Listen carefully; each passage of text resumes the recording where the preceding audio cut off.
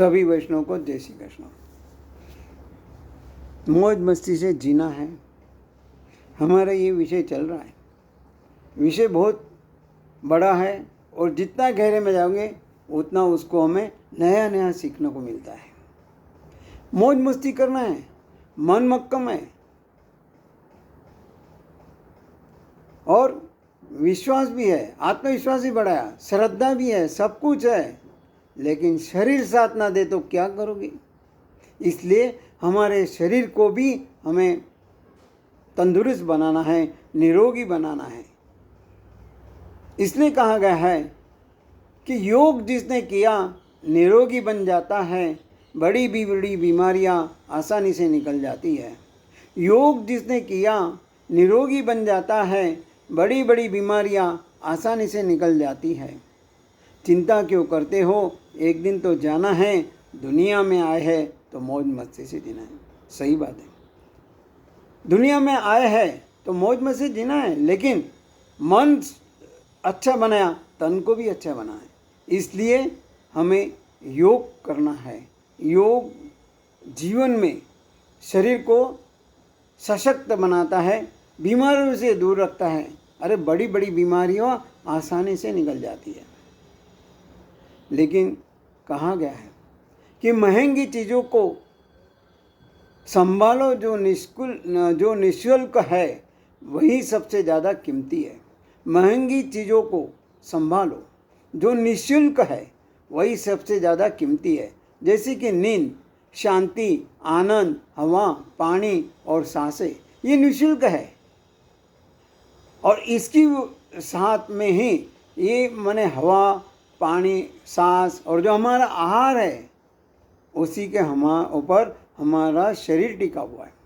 इस शरीर के लिए सबसे अच्छा उपचार है तो शांत दिमाग, और दिमाग के लिए सबसे अच्छा उपचार है किसी की बातों को दिल पर न लेना।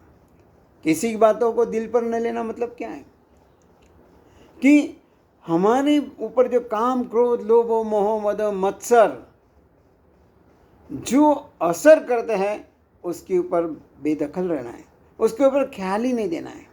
और जो अपने काम की है, जो अपने जीवन विकास की है, उसको ग्रहण करते रहना है। शरीर एक अनमोल है, उसका उचित तरह से ध्यान रखना चाहिए। अनमोल हमारा शरीर है।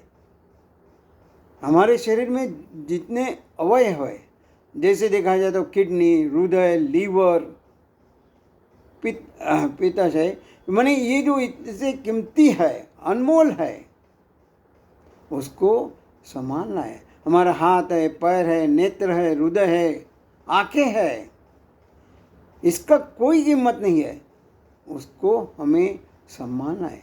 जैसे हम अपने घर में कोई चीज़ लाते हैं उसको अच्छी तरह संभालते हैं, उसको खराब नहीं होना चाहिए, उसका ख्याल रखते हैं। खराब होता है तो उसका इलाज करवाते हैं। वैसे हमारे शरीर को हमें रखना जरूरी है। इसलिए हमारा मन भी और तन भी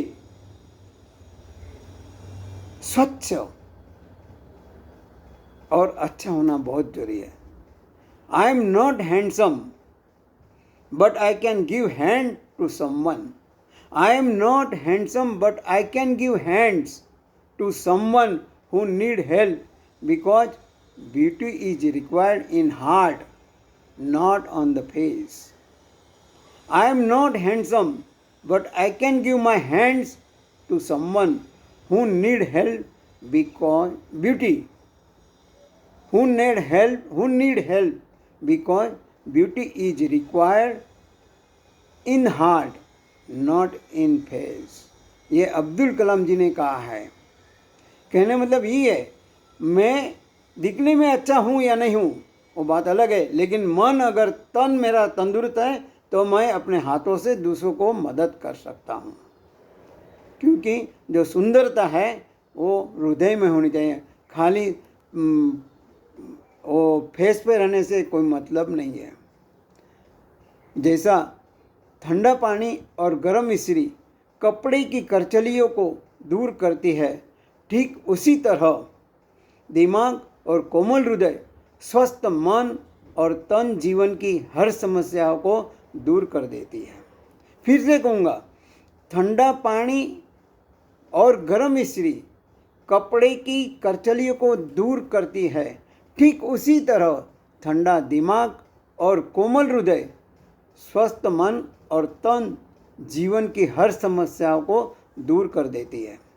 हमारे चरण मात्र मंदिर तक ले जाएंगे, हमारे चरण मात्र मंदिर तक ले जाएंगे, लेकिन हमारा आचरण, हमारा व्यवहार, हमारा जो वर्तन है वो हमें परमात्मा तक ले जा सकता है।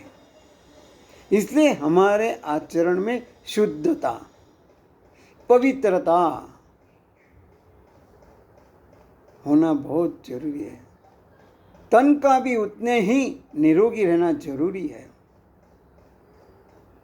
अभी वसंत ऋतु जाने के बाद अभी चैत्र महीना आ रहा है, ये नया साल शुरू होता है हिंदू के हिसाब से भी।